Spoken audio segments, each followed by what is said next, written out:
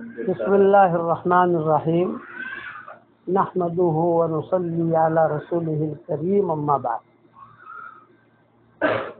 یہ تو ہم سنتے آئے تھے کہ 6 سال کی عمر میں قرآن شریف ختم کیا، حفظ کیا، 7 سال کی عمر میں کیا، لیکن اب یہ جو مجلس ہے ہمارے کیرلا کی بہن ہے، الحمدللہ بہت خدمت کی انہوں نے ہماری، الحمدللہ 65 سال کی عمر میں قرآن حفظ کیا، بہت بڑی سعادت زندگی تھی۔ میرے والد صاحب رحمۃ اللہ علیہ نے حضرت جی رحمۃ اللہ علیہ سے فرمایا کہ حضرت میرے سارے بچے حافظ ہیں، میں حافظ نہیں ہوں، تو اگر آپ مجھے اجازت دیں تو میں حفظ کروں۔ حضرت نے فرمایا بھی دعوت کے کام کی اتنی مشغولیت ہے اور اتنی مشغولیت میں کیسے تم حافظ بنو گے؟ مشورے، بیان، سفر، ذمہ داریاں بہت تھیں۔ تو والد صاحب رحمۃ اللہ علیہ نے فرمایا کہ حضرت آپ اجازت دے دیں، میں قرآن حفظ کروں گا، آپ مجھے اجازت دیں۔ اور ریاض الجنہ میں بات کی، تو ریاض الجنہ میں جب بات کی تو حضرت جی رحمۃ اللہ علیہ نے کہا بسم اللہ شروع کرو۔ تو گویا والد صاحب کی جو بسم اللہ ہوئی حضرت جی رحمۃ اللہ علیہ سے، وہ ریاض الجنہ میں ہوئی، اور والد صاحب نے حفظ کرنا شروع کیا۔ ہر 2 سال میں یہ حج کے لیے آتے تھے حضرت جی اور ہمارے والد صاحب رحمۃ اللہ علیہ، ہر 2 سال میں ان کا حج کا سفر طے ہوتا تھا۔ تو والد صاحب رحمۃ اللہ علیہ فرماتے تھے کہ پہلے سفر میں میں نے بسم اللہ کی حضرت جی کے ہاتھ پر، اور دوسرے سفر میں میرا پورا قرآن میں نے حفظ کر لیا، 55 سال کی عمر۔ اور پھر جس جگہ پر بسم اللہ کی تھی اسی جگہ پر والناس میں نے سنایا، سورہ فلق، سورہ ناس میں نے سنایا، ختم کیا حضرت جی کے ہاتھ پر، یعنی حضرت جی کے ہاتھ پر شروع ہوا اور حضرت جی کے ہاتھ پر ہی ختم ہوا۔ یہ ابا فرماتے ہیں، اور فرماتے تھے کہ قرآن کا معجزہ ہے۔ اتنے سفر کے ساتھ والد صاحب رحمۃ اللہ علیہ غیر معمولی مشغول رہتے تھے بیانوں میں۔ بیان میں آدمی تھک جاتا ہے، کہ تھوڑا ڈائبٹیز کی بیماری تھی، تو اللہ تعالیٰ نے پورا کرایا۔ جس کے ساتھ بھی اللہ خیر کا ارادہ کرے گا اس کو قرآن کے کام میں مشغول کر دے گا، یہ اللہ کا نظام ہے۔ اور جس کے ساتھ اللہ خیر کا ارادہ نہیں کرے گا اسے قرآن کے کام سے دور کر دے گا۔ نہ قرآن پڑھنے کی توفیق ملے گی، نہ قرآن سمجھنے کی توفیق ملے گی، نہ قرآن کو پھیلانے کی توفیق ملے گی۔ ہاں دنیا کی دوسری باتیں پھیلانے کی توفیق ملے گی اس کو، لیکن قرآن سے اللہ اس کو جوڑ نہیں رکھے گا۔ امام ابو حنیفہ رحمۃ اللہ علیہ کے یہاں امام صاحب کا قانون تھا، امام ابو حنیفہ کا، کہ ان کے مدرسے میں کوئی بھی پڑھنے کے لیے آتا تو امام صاحب سب سے پہلا سوال کرتے کہ تمہارا بچہ حافظ ہے؟ وہ کہتے ہیں کہ ہاں حافظ۔ تو امام صاحب امتحان لیتے اور امتحان لے کر پاس کر کے اسے علم میں بٹھا دیتے۔ امام محمد تشریف لائے، یہ شہزادے تھے، بڑے آدمی کے بیٹے تھے، اچھے کپڑے، ان کی والدہ بھی آئیں، امام محمد کے والد بھی آئے، امام محمد کو لے کر آئے کہ حضرت آپ کے مدرسے میں ہم چاہتے ہیں کہ اس کا داخلہ ہو۔ تو امام صاحب نے فرمایا بھی میرے مدرسے کا قانون یہ ہے کہ جو بچہ حافظ ہو وہ یہاں داخل ہو سکتا ہے اور کوئی نہیں ہو سکتا۔ تو کیا یہ بچہ حافظ ہے؟ ان کے والد نے کہا کہ نہیں، حافظ نہیں ہے۔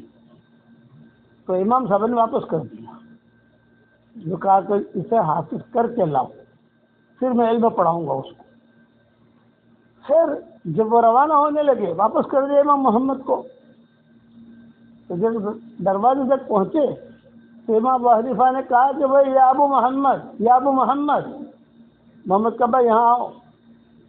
کہ دیکھو جب بھی اسے حفظ کر کے لاؤ، 1 سال میں لاؤ، 1.5 سال میں لاؤ، یہ کپڑوں میں مت لانا، تو یہ کپڑے بادشاہوں کے ہیں، مالداروں کے ہیں، میرے یہاں غریب بچے پڑھتے ہیں، تو میرے یہاں تو یہ کپڑے پہن کر اگر مدرسے میں رہے گا تو ہم تو ایسا نہیں کر سکتے، غریب بچے تو بیچارے اپنے سیدھے سادے کپڑے پہنتے ہیں۔ امام ابو محمد کے والد نے کہا کہ ٹھیک چلے گئے، جمعرات کو لائے تھے، اگلے جمعرات کو امام محمد کو لے کر آ گئے ان کے والد، ایک ہفتے۔ امام صاحب تھوڑے ناراض ہوئے، پھر میں نے کہا تھا یہ بچہ پورا قرآن حافظ ہو تو لانا، آپ ایک ہفتے میں لے آئے، تو نے حفظ کر لیا۔ ایک ہفتے میں حفظ کیا امام محمد نے۔ امام ابو حنیفہ رحمۃ اللہ علیہ کے 50 شاگرد تھے، پہلے نمبر پر امام ابو یوسف تھے، دوسرے نمبر پر امام محمد تھے، اور 19ویں نمبر پر عبداللہ بن مبارک تھے۔ یہ 50 شاگردوں کی ٹیم تھی، اور یہ 50 شاگرد اگر کوئی بات کا فیصلہ کر لیتے تو اسے مضبوط مانا جاتا تھا کہ بس ابھی یہ چیز اوکے ہے، اتنا اعتماد تھا۔ یہ امام محمد جو ہے 7 دن میں قرآن حفظ کر کے ان کے والد لے آئے ان کو۔ جب 7 دن میں تو امام حفظ کر کے لائے تو امام ابو حنیفہ ناراض ہوئے، تو ان کے والد نے کہا حضرت یہ حافظ ہو گیا ہے، اب امتحان لیں۔ تو امام ابو حنیفہ نے امتحان لیا، ماشاءاللہ برابر پڑھنے لگے، آگے پیچھے سب جگہ سے پوچھا، امام ابو حنیفہ نے ماشاءاللہ مکمل قرآن حفظ کر لیا انہوں نے۔ یہ قرآن کا معجزہ ہے۔ تو یہ سنتے آتے تھے ہم، جیسے میں 10 سال کی عمر میں حافظ ہوا، میں جب 10 سال کی عمر میں حافظ ہوا تو میں جہاں پر بھی جاتا تھا قرآن پڑھتا رہتا تھا، جہاں پر بھی جاؤں، کسی کام سے بھی جاؤں، پیدل چلنا ہوتا تھا۔ میں ہمارا کاکوسی مدرسہ ہے جہاں میں پڑھا ہوں، 13 سال تک وہاں پڑھا ہوں، ابتدائی تعلیم میری وہاں ہوئی ہے کاکوسی میں۔ تو کاکوسی سے گٹھامن یہ تقریباً سمجھ لیجیے کہ 10-15 کلومیٹر ہوگا، گٹھامن ہمارا گاؤں، میں اس سے بھی زیادہ ہوگا کچھ۔ تو میں وہاں پیدل جاتا تھا گاؤں میں، تو گاؤں سے پیدل آتا تھا، جاتے جاتے میرے 10 پارے ہو جاتے تھے، اور آتے آتے 10 پارے ہو جاتے تھے، پر قرآن پڑھتا پڑھتا جاؤں، قرآن پڑھتا پڑھتا آؤں۔ تو یہ ہماری صحابہ کی جو اہلیہ ہیں ماشاءاللہ ہمارے ساتھ کافی حج بھی کی ہیں، اور وہاں جہاں رہتے تھے پہلے عزیزیہ میں رہتے تھے غالباً، وہاں ہمارا قافلہ سارا آتا تھا، تو وہی کھانا پکانا، وہی رہنا، وہی سارا نظام ہمارا بنانا، سب کام کرتی تھی ماشاءاللہ۔ ابھی ہمیں خوشخبری ملی کہ 65 سال کی عمر میں ماشاءاللہ انہوں نے قرآن حفظ کیا۔ یہ بہت بڑی سعادت مندی کی چیز ہے۔ اب قرآن حفظ کر لینا تو آسان ہے، اس کو سنبھالنا مشکل ہے۔ پڑھتا رہے آدمی، دور کرتا رہے۔ شیخ عبدالرحمن سدیس یہ ساؤتھ افریقہ آئے تھے، اب تو سفر کرنے بند کر دیے ان لوگوں نے، لیکن وہ ساؤتھ افریقہ آئے تھے، تو جو میزبان تھے میں نے ان سے پوچھا کہ بھئی آپ کہاں لے گئے تھے شیخ عبدالرحمن سدیس کو؟ تو انہوں نے کہا بھئی یہاں لے گئے، وہاں لے گئے، ہوائی جہاز میں لے گئے تھے یا بذریعہ کار لے گئے تھے؟ انہوں نے کہا نہیں، بذریعہ کار ہم لے گئے تھے ان کو، کیپ ٹاؤن وغیرہ، اور ہمارا بھی سفر ہوا، ہمیں یہ کیپ ٹاؤن وغیرہ ساتھی لے گئے، وہاں سے لمبا ہے، جوہانسبرگ سے کیپ ٹاؤن کا 1000 کلومیٹر ہے، بہت لمبا ہے وہ۔ ہم 4-5 دن میں کام کرتے کرتے گئے، کام کرتے کرتے آئے، کیا لمبا سفر۔ میں نے سفر میں کرتے کیا تھے شیخ عبدالرحمن سدیس؟ انہوں نے کہا مولانا کچھ نہیں کرتے تھے، قرآن پڑھتے رہتے،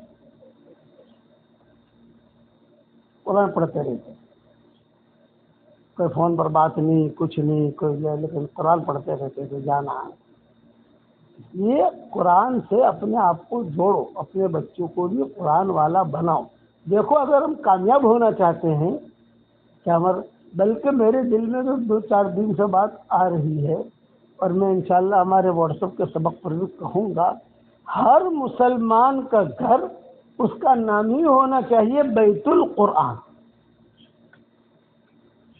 ہر مسلمان کا گھر جو بیت القرآن، قرآن کا گھر۔ عبداللہ بن مسعود رضی اللہ تعالیٰ عنہ کی بچیاں تھیں، ان کے بیٹے نہیں تھے، بیٹیاں زیادہ تھیں عبداللہ بن مسعود کی۔ تہجد کے وقت میں صحابہ ان کے گھر کے قریب سے گزرتے تھے مسجد نبوی میں جانے کے لیے، تو کچھ پوچھتے تھے لوگ کہ بھائی یہ گھر کے قریب سے تو گزرتے، میرے تہجد میں ان کی بیٹیاں قرآن پڑھتی ہے تو کچھ جملے ہمارے کانوں میں پڑ جاتے ہیں، پورا دن ہمارا سبق ہو جاتا ہے. ترتیب تھی. قرآن والا کبھی بھی یعنی محروم نہیں ہوگا. آج کل میرا قرآن کے اسباق چل رہے ہیں، تہجد یہ صبح کے اسباق چل رہے ہیں، قرآن سے دوستی کر لیجیے، قرآن سے دوستی کر لیجیے. اور قرآن کی محبت ہوگی تو سمجھو اللہ کی محبت آئے گی. قرآن سے محبت ہوگی تو سمجھو اللہ رسول کی محبت آئے گی. قرآن سے محبت ہوگی سب کچھ ہوگا. اسی لیے میں کہتا ہوں کہ محبت لباس نہیں جو روز بدلا جائے. محبت لباس نہیں جو روز بدلا جائے. محبت کفن ہے جو پہن کر اتارا نہیں جاتا. آپ سمجھے؟ محبت لباس نہیں جو روز بدلا جائے. محبت کفن ہے جو پہن کر اتارا نہیں جاتا. اس لیے جتنی ہماری مائیں بہنیں بیٹیاں بچیاں یہاں جمع ہیں اس مجلس کے اندر، 5 محبتوں کا ایگریمنٹ اللہ سے روزانہ کرو. 5 محبتیں. نمبر 1، اے اللہ مجھے تجھ سے محبت ہے. نمبر 2، اے میرے پیارے اللہ مجھے تیرے نبی سے محبت ہے.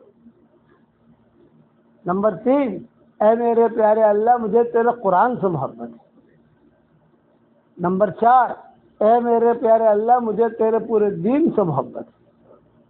نمبر 5، اے میرے پیارے اللہ مجھے تیرے پورے دین پر چلنے کی توفیق دے. یہ 5 ایگریمنٹ ہے.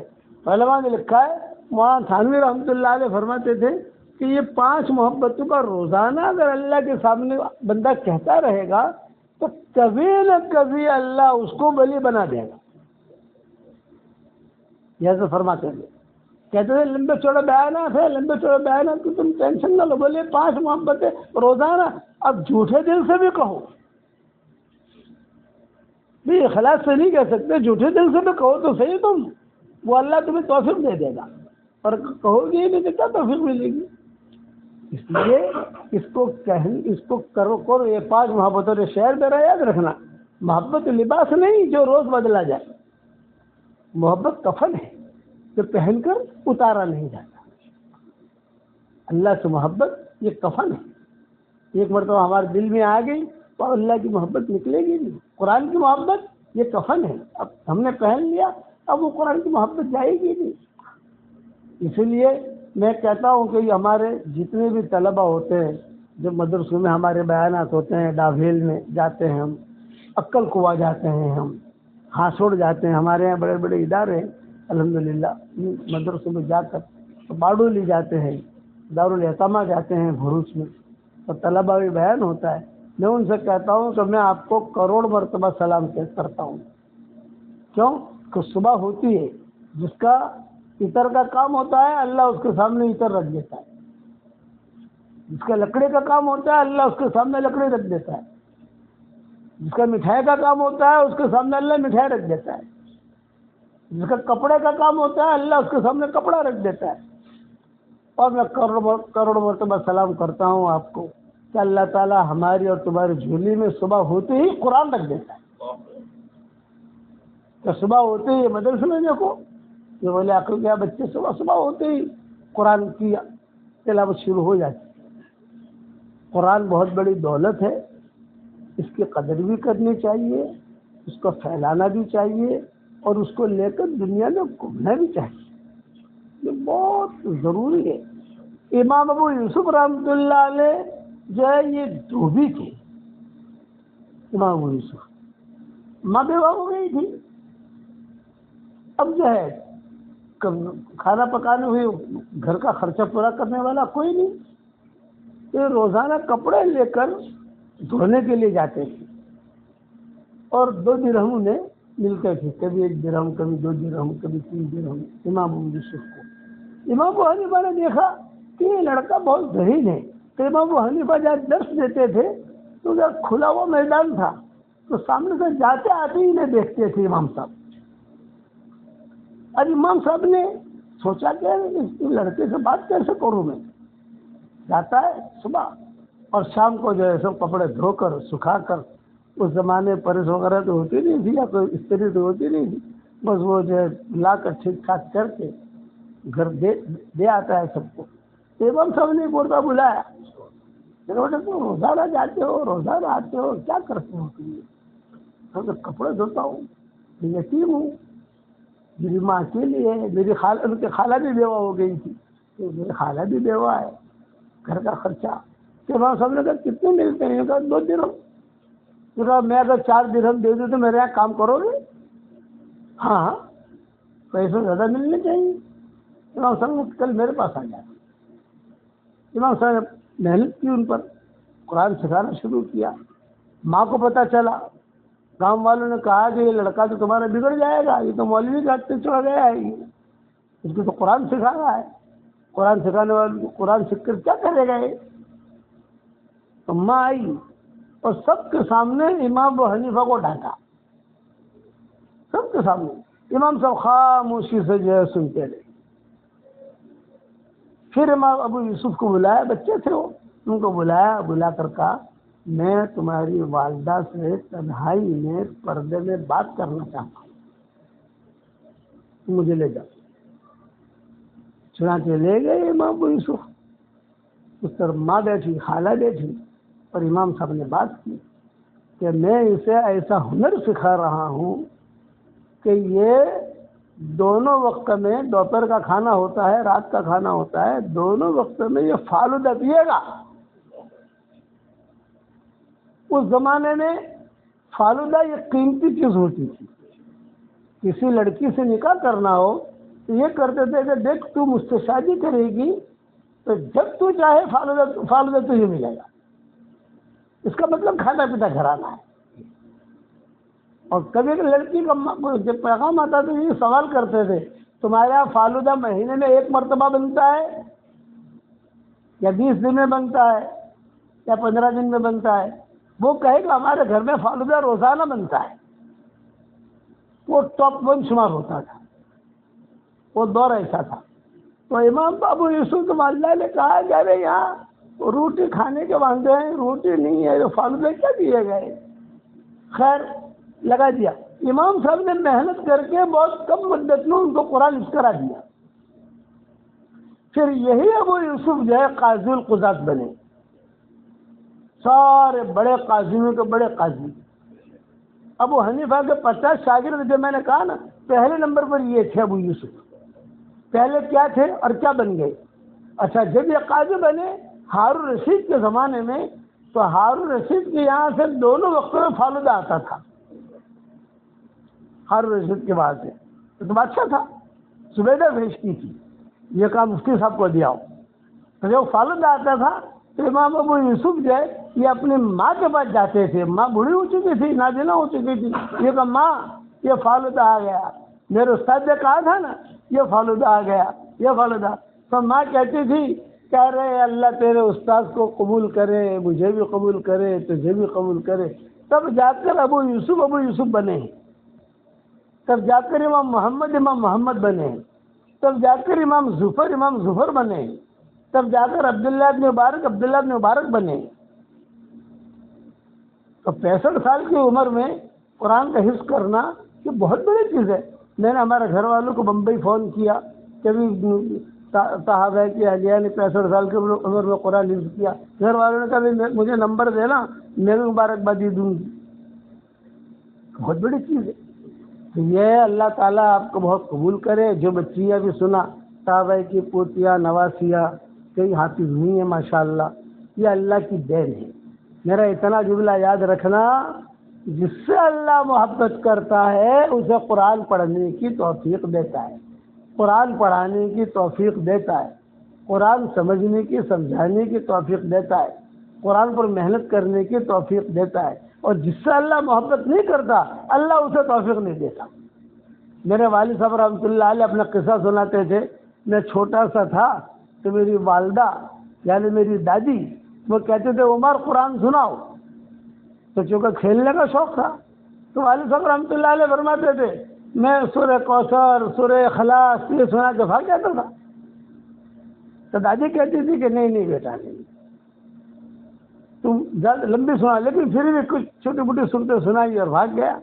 دادی نادی نہ تھی ہماری، وہ کھڑی ہوتی دیوار کا ہاتھ لگاتے لگاتے زور سے کہتے اللہ عمر عمر عمر، زور سے میں اور میرا ہاتھ پکڑ کے کمرے میں لاتی اور کہتی تو سورہ اخلاص سنا کے چلا جاتا ہے، سورہ کوثر سنا کے چلا جاتا ہے، سورہ والعصر سنا کے چلا جاتا ہے، کل سورہ بقرہ سنا، تو میں سورہ بقرہ اور میرا ہاتھ پکڑ کے رکھتی بھاگ نہ جاؤں۔ بچے بھاگ جاتے ہیں، ہاتھ پکڑ کے رکھتی میں بھاگ نہ جاؤں، میں سورہ بقرہ پڑھتا ہے۔ لیکن مجھے کھیل کا بہت شوق، جو بچے بچپن میں کھیل کے شوقین ہوتے ہیں وہی بچے بڑے ہو کر بڑا دین کا کام کرتے ہیں۔ اس لیے اگر بچے کھیلیں کریں تو ان کو زیادہ ٹوکنا نہیں چاہیے، کھیلنے کا وقت دینا چاہیے، لیکن ترتیب سے۔ مولانا زکریا صاحب رحمۃ اللہ علیہ فرماتے تھے، میں نے میرے ابا سے کہا، مولانا یحییٰ صاحب رحمۃ اللہ علیہ سے، کہ ابا آج کاندھلا کے اندر جو ہے سنا کہ سردی بہت ہونے والی ہے اور سب ہمارے دوست جمع ہو رہے ہیں، تو میں چاہتا ہوں کہ میں بھی ان کے ساتھ چلا جاؤں۔ تو مولانا یحییٰ صاحب رحمۃ اللہ علیہ نے فرمایا ہاں ہاں بیٹا ضرور جا، لیکن ایک کام کر پھر جا۔ تو شیخ کہتے تھے میں نے پوچھا کیا کام کروں؟ تو میں ایک مرتبہ پورا قرآن پڑھ لیتی، پھر چھٹی، پورا قرآن پڑھ لے، پھر چھٹی، جا پھر کھیل۔ تو شیخ فرماتے تھے کہ کھیل کے شوق میں نے پورا قرآن رات کو 12 بجے سے شروع کیا اور صبح جو ہے 11 بجے تک پورا قرآن پڑھ لیا۔ اور ابا سے کہا میں نے، مولانا یحییٰ صاحب رحمۃ اللہ علیہ سے، کہ ابا پورا قرآن پڑھ کر آیا ہوں، وہ گواہ ہے وہ گواہ ہو گیا۔ تو ابا نے کہا یہ 2 روپئے لیتا جا اور کھیل کر بھی آ جا، لیکن پھر جب آئے گا پھر پورا قرآن سنانا۔ میں کہا سناؤں گا۔ یہ ماحول تھا قرآن کا۔ آج ہمارے یہاں قرآن رمضان میں کھلتا ہے، قرآن پڑھتے ہیں لوگ، رمضان میں قرآن کھلتا ہے۔ بعض لوگوں کو توفیق ہی نہیں ہوتی، ریال کمانے کا اتنا دھن، ڈالر بنانے کا اتنا دھن۔ ساؤتھ افریقہ میں ایک علاقہ ہے، ایک شہر ہے، اس کا نام ہے روشنی۔ ہمارا جب بھی ساؤتھ افریقہ کا سفر ہوتا ہے تو ہم روشنی میں ہمارا پروگرام ضرور ہوتا ہے۔ تو جب وہاں بیان کرتا ہوں تو میں کہتا ہوں تمہارا ساؤتھ افریقہ میں روشنی ہے اور ہمارے یہاں بمبئی میں اندھیری ہے۔ اندھیرے کا ایک علاقہ ہے بمبئی کے اندر۔ تو بہت ہنستے ہیں وہ لوگ، اچھا تم پائلٹ صاحب ملے، پائلٹ صاحب سے کہا پائلٹ صاحب ہوائی جہاز لے کر کہاں جاتے ہیں؟ میں کہا میں جوہانسبرگ جاتا ہوں، کبھی لاس اینجلس جاتا ہوں، کبھی ٹوکیو جاتا ہوں، کبھی سڈنی جاتا ہوں۔ ماشاء اللہ ہوائی جہاز میں کیا کرتے ہیں؟ تو انہوں نے کہا کون صاحب الحمدللہ سفر میں جاتے جاتے پہنچتے پہنچتے 15 پارے ہو جاتے ہیں میرے، آتے آتے 15 پارے ہو جاتے ہیں، پوری ٹرپ میں پورا قرآن ہو جاتا ہے۔ یہ فضاؤں کا دی تو مائیں بہنیں بھی کھانا پکاتے پکاتے قرآن پڑھیں، مائیں بہنیں بھی کھانا پکاتے کوئی اپنا گھر کا کام کر رہی ہے، قرآن پڑھیں قرآن پڑھیں قرآن پڑھیں۔ اور اب جو ہے آپ کے والدہ کو کہنا، آپا کو، کہ اب قرآن حفظ تو کر لیا لیکن قرآن جلدی نکل بھی جاتا ہے، اگر سنبھالو گے نہیں تو نکل جائے گا وہ۔ مستقل اس کو رٹنا، مستقل پڑھنا، مستقل کرنا۔ اور جو بھی ہمارے ساتھی بیٹھے ہیں، مائیں بہنیں بیٹھی ہیں، بچے بچیاں بیٹھی ہیں، سب یہ نیت کریں کہ صاحب قرآن سے ہمیں خاص تعلق پیدا کرنا ہے۔ اچھا ہمارے دادی رحمۃ اللہ علیہ یہ کہتی کہ سورہ بقرہ سنا، تو ابا فرماتے تھے کھیل کا شوق تھا تو میں کبھی کبھی پڑھتے پڑھتے 2 رکوع آگے پڑھ لیتا تھا، تو دادی کہتے کہ نا تو نے کچھ گڑبڑ کیا ہے، حافظ نہیں تھی وہ، تو نے کچھ گڑبڑ کیا ہے، تو آگے ایک دم سے بڑھ گیا، کبھی پاؤ پارا آگے چلا گیا، تو دادی ہاتھ پکڑتے نہیں تو نے کچھ گڑبڑ کیا ہے۔ تو ابا سمجھ جاتے ہیں کہ میں کہیں پر بھی غلطی کروں گا تو ماں پکڑے گی۔ پھر جب پوری سورہ بقرہ سنا دیتے والد صاحب رحمۃ اللہ علیہ تو دادی روتی اور ایک جملہ کہتی، بیٹا عمر اندھیری کوٹھری میں تیری اندھی ماں تجھ سے قرآن سن رہی ہے، انشاءاللہ ایک زمان آئے گا کہ کروڑوں آدمی تیرا قرآن سنیں گے۔ یہ اس وقت میں کہا تھا جب ابا کی عمر 7-8 سال کی تھی، بعد میں زمانے نے دیکھا، لوگوں نے دیکھا کہ مجموع کے اندر قرآن پڑھتے تھے، کئی ہماری برادران وطن مجموع میں آتے تھے، خاص طور سے سیلون کے اجتماع کے اندر آتے تھے اور یہ کہتے تھے کہ بھئی ہم صرف بڑے میاں کا قرآن سننے آئے ہیں۔ بڑے میاں جو ہندوستان سے آتے ہیں اور قرآن سناتے تو قرآن سننے کے لیے آئے ہیں۔ اس لیے اپنے اولاد کے لیے ایک دعا کرو کہ اللہ ہماری اولاد کو تیرے قرآن سے جوڑ دے، جو ہماری اولاد ان کو قرآن سے لگاؤ۔ میں یہ نہیں کہتا ڈاکٹر مت بناؤ، میں یہ نہیں کہتا کہ انہیں انجینئر مت بناؤ، نہیں، لیکن قرآن کے ساتھ 2 ڈاکٹر ساؤتھ افریقہ میں، ایک آپریشن کرنے والا اور ایک بے ہوش کرنے والا، اور دونوں بھائی، دونوں ایک ہی مسجد میں 10 رکعت قرآن سناتے ہیں، تو دونوں دور وہی آپریشن تھیٹر میں ہی کرتے ہیں۔ بے ہوش کرنے والا بھی اپنا پارا سنا دیتا ہے اور آپریشن کرنے والا بھی اپنا پارا سنا دیتا ہے۔ یہ کسی مولانا یوسف صاحب رحمۃ اللہ علیہ فرماتے تھے کہ جب ہمارے گھر قرآن کے گھر بنیں گے، اب تو آپ لوگ نیت کرو کہ اپنا گھر جو بناؤ بیت القرآن، یہ نیت کرو، وہ تو اللہ تعالیٰ کرے گا۔ ہمارا مسلمان کا گھر جو ہے، سہاگ پیلیس، بشیر پیلیس، عائشہ پیلیس، میمونہ پیلیس، یہ کیا؟ بیت القرآن، قرآن کا گھر۔ تو سامنے ہمارے بچے بھی اگر سنے نا یہ کہاں رہتے ہو، بیت القرآن میں رہتے ہیں، ٹھیک ہے، بیت القرآن کہاں، کون سا، فلاں گلی، فلاں نمبر، فلاں یہ وہ ٹھیک ہے، لیکن بیت القرآن، قرآن کا گھر، قرآن کا گھر ہمارے یہاں کس کو کہتے ہیں؟ ہندوستان میں مدرسے ہیں، قرآن کا گھر، قرآن کا گھر یعنی وہاں بچوں کو حافظ کروایا جاتا ہے۔ اچھا ہے، میں کہتا ہوں کہ ہر گھر میں بچے حافظ ہونے چاہیے۔ ہمارا رشیا کا سفر ہوا تھا تو رشیا میں قرآن پر پابندی بہت تھی، یہ ہمارا سفر ہوا، مدرسے پر پابندی، مسجدیں بڑی بڑی اور مسجدیں جو بند، کوئی آتا نہیں تھا، ہم گھروں میں رہ کر گشت کر کے یعنی تعلیم وغیرہ کرتے، گشت کرتے، اپنا ٹائم گزارتے وہاں۔ تو ہم جب 11 بجے یا 10:30 بجے خصوصی گشت کے لیے نکلتے اس وقت میں، تو ہم دیکھتے کہ اس گھر میں سے 5 لڑکے نکل رہے ہیں، یہاں سے 3 لڑکے نکل رہے ہیں، وہاں سے 5 لڑکیاں نکل رہی ہیں، یہ کیا گھروں میں سے نکل رہے؟ بولے یہ سب گھر جتنے ہیں یہ سب بیت القرآن ہے۔ تعلیم ہوتی ہے، تعلیم یعنی فضائل اعمال کی تعلیم نہیں، منتخب احادیث کی تعلیم نہیں، پورا دین سکھایا جاتا ہے یہاں پر۔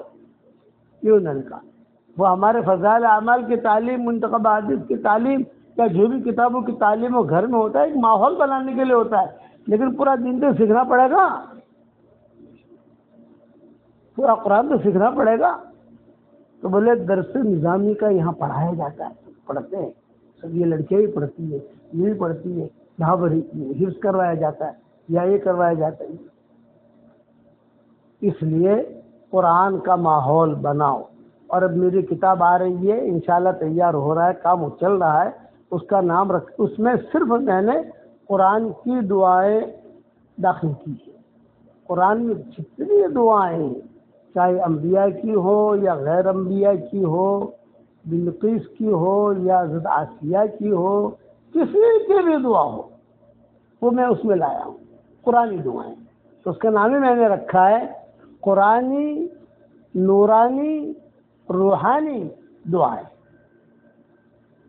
یہ نام رکھا ہے میں نے اس کا، قرآنی نورانی روحانی دعائیں۔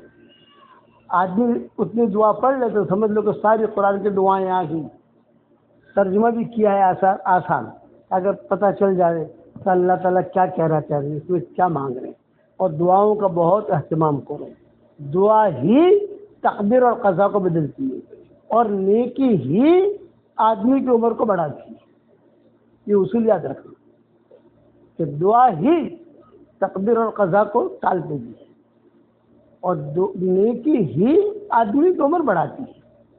مایوسی نام کی ہمارے شریعت تو کوئی منزل نہیں ہے، دور ہے منزل مگر ہے تو صحیح، دور ہے منزل مگر ہے تو صحیح، راہ کٹ جائے گی تو عزم سفر پیدا کر۔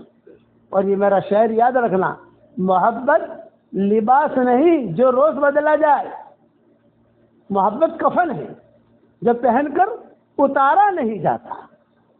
اللہ کی محبت کفن کی طرح ہے، رسول کی محبت کفن کی طرح ہے، قرآن کی محبت کفن کی طرح ہے، دین کی محبت کفن کی طرح ہے، اپنے دل میں ہونی چاہیے۔ اسی لیے 5 محبتوں کا اقرار آدمی کرتا رہے۔ اے اللہ مجھے تجھ سے محبت ہے، اے اللہ مجھے تیرے نبی سے محبت ہے، اے اللہ مجھے تیرے قرآن سے محبت ہے، اے اللہ مجھے تیرے دین سے محبت ہے، اے اللہ تو مجھے تیرے دین پر چلنے کی توفیق دے۔ ایک مرتبہ تو آدمی مانگے 24 گھنٹے میں تو اللہ کبھی نہ کبھی توفیق دے دے گا۔ سب تیار ہو انشاءاللہ اور بیت القرآن نام رکھو گے انشاءاللہ، اللہ عمل کرنے کو توفیق عطا فرمائے۔ دعا کر لیں۔ اللہم لک الحمد کما انت اہلہ فصل وسلم علی سیدنا محمد کما انت اہلہ وافعل بنا ما انت اہلہ فانک اہل التقوی واہل المغفرہ۔ اللہم لک الحمد حمدا حمدا لک الشکر شکرا شکرا کما ينبغی لجلال وجہک وعظیم سلطانک۔ اللہم اشفنا واشف مرضانا، اللہم لا تردنا خائبین، اللہم لا تردنا خاسرین، اللہم لا تردنا حازنین بل ردنا الی دیننا ردا جمیلا۔ اے اللہ ہمارے گناہوں کو معاف فرما، ہماری خطاؤں سے درگزر فرما۔ اے اللہ ہماری محترمہ نے 65 سال کی عمر میں جو قرآن حفظ کیا، اے اللہ اس کو قبول فرما اور اللہ اس کی حفاظت فرما، اور اے اللہ اسی قرآن کے محبت کے ساتھ ان کو دنیا سے اٹھانا۔ اے اللہ ہم ایگریمنٹ کرتے ہیں تجھ سے، ہم سب کو تجھ سے محبت ہے، ہم سب کو تیرے نبی سے محبت ہے، ہم سب کو تیرے قرآن سے محبت ہے، ہم سب کو تیرے دین سے محبت ہے، اور ہم سب کو تیرے دین پر چلنے کی توفیق عطا فرما۔ اے اللہ ہمارے اولادوں کو تیرے قرآن سے جوڑ دے، ہمارے اولادوں کو تیرے قرآن سے جوڑ دے، ہماری اولادوں کو تیرے قرآن سے جوڑ دے، ہماری قیامت تک کے آنے والی نسلوں کو تیرے قرآن سے جوڑ دے۔ اے اللہ جو مانگا وہ عطا فرما، مانگنے سے رہ گیا وہ عطا فرما۔ اے اللہ اس مجلس میں فرشتے بھی موجود ہیں اور آسمانوں تک فرشتے ہی فرشتے ہیں۔ اے اللہ اس مجلس کے فرشتوں کی آمین کو ہمارے لیے قبول فرما لے، ہمارے لیے قبول فرما لے۔ اے اللہ امت بہت پریشان ہے، امت کی پریشانیوں کو تو دور فرما، امت کی شام کو صبح سے بدل دے، ہمارا کھویا ہوا دین ہمیں واپس دے دے، ہمارا کھویا ہوا قرآن ہمیں واپس دے دے، ہماری کھوئی ہوئی عزتیں واپس دے دے، ہمارے انتشار کو ختم فرما دے، آپس میں محبتیں پیدا فرما دے۔ اے اللہ رسول اللہ صلی اللہ علیہ وسلم نے جتنی خیر کی لائن کے دعائیں مانگی ہیں وہ ساری کی ساری ہم سب کے لیے مقدر فرما، اور جن شرور سے پناہ چاہی ہو ان شرور سے تو ہماری حفاظت فرما۔ اے اللہ جس نے بھی مجھے دعاؤں کے لیے کہا ہو یا دعاؤں کے لیے خطوط میں لکھا ہو، جن کا مجھ پر کسی قسم کا حق اور احسان ہو، یا جو مجھے اپنی دعاؤں میں یاد کرتے رہتے ہوں، مائیں بہنیں بیٹیاں بہویں مجھے اپنی دعاؤں میں یاد کرتی رہتی ہو، میری ساری دعاؤں میں ان کا پورا پورا حصہ عطا فرما، میری ساری دعاؤں میں ان کا پورا پورا حصہ عطا فرما۔ اے اللہ یہ میری دعا جہاں تک پہنچے، یہ میرا بیان جہاں تک پہنچے، جس کے دل میں یہ جائز مرادیں ہوں، عافیت سے ان کے جائز مرادوں کو پوری فرما کر اس میں خیر کی شکلیں اور صورتیں پیدا فرما۔ ہماری قیامت تک کے آنے والی نسلوں کو قبول فرما۔ اے اللہ ہماری اولادوں کو ہماری خوشیاں دکھا دے، اور ہمارے اولادوں کی خوشیاں تو ہمیں دکھا دے۔ اے اللہ ہماری آنکھوں کا ٹھنڈک بنا دے۔ اے اللہ رمضان المبارک کا مہینہ آ رہا ہے، اس مہینے کی قدر کرنے کی تو ہمیں توفیق عطا فرما۔ اے اللہ ہم نے حدیثوں میں پڑھا ہے، بخاری اور مسلم کی حدیث ہے کہ رمضان شروع ہوتے ہی 3 کام آپ کرتے ہیں۔ پہلا کام یہ کرتے ہیں جنت کے دروازے کھول دیتے ہیں، دوسرا کام یہ کرتے ہیں جہنم کے دروازے بند کر دیتے ہیں، اور تیسرا کام یہ کرتے ہیں کہ شیاطین کو جکڑ دیتے ہیں، قید میں ڈال دیتے ہیں۔ اے اللہ اس مہینے کی قدر کرنے کی تو ہمیں توفیق عطا فرما، ہمیں قرآن والا بنا دے، ہمیں قرآن والا بنا دے، ہمیں قرآن والا بنا دے۔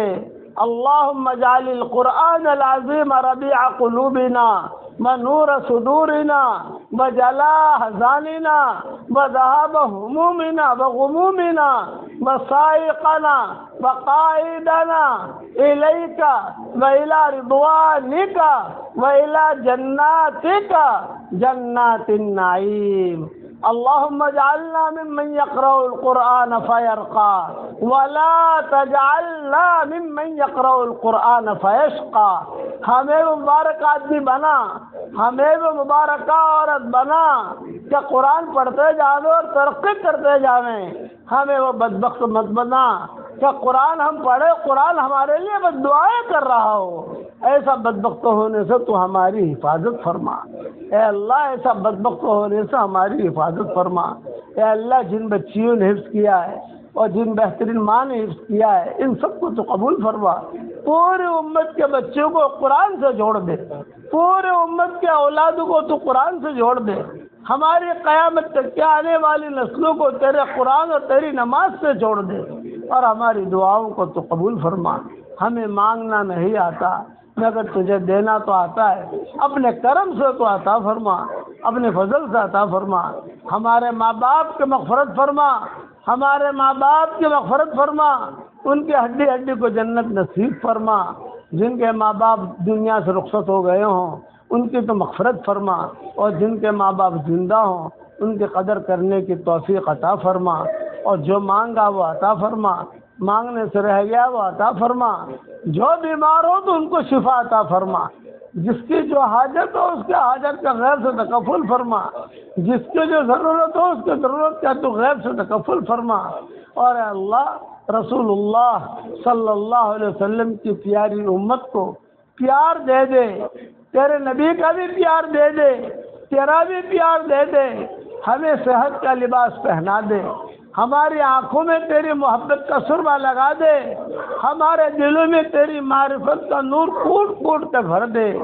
بھٹکے ہوئے آہو کو پھر سوئے حرم لے چل، اس بھٹکے ہوئے امت کو پھر مسجد والا بنا دے، پھر اعمال والا بنا دے، پھر اخلاق والا بنا دے۔